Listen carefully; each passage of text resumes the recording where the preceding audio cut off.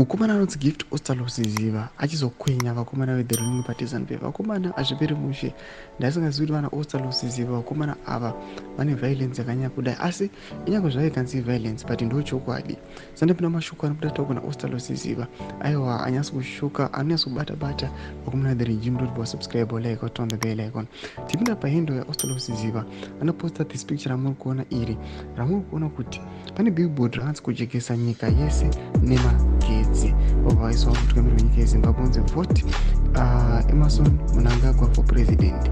Anondorengera riri ra2023 kana 2018 remapozi papapa. Panapa anobva patiri kuona pane billboard tiri kuona mota yeThe Ruling Party yeThe Regime yakasenga zvayo huni dzamuri kutoona kuti aiwa dzinenge dziri kubva kuplot kana dziri kubva kupi patinoto kuti aiwa inayo kutoti hakutorina magetsi vakomana vakutoda huni dzekutovesa moto veThe Ruling Party chaivo but billboard ranyigwa kunzi kujekesa nyika yese nemagetsi. Panapa anouya Ostallos Siziba onyora achiti our country is grappling with widespread power outages plunging the nation into darkness. The regime is carefree and indifferent as much as it is clueless on how to this existential crisis. The country has no stewardship and forward-looking leadership that can resolve this crisis permanently. It's the politics stupid.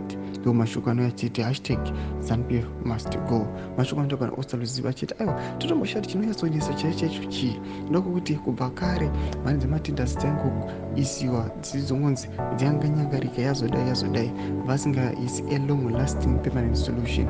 Mashoko atinoona Ostallos Siziba ari kuacha expose vakomana ava. Tidze mafungiro enyu pina comment section medu. Subscribe or like, turn on the bell icon.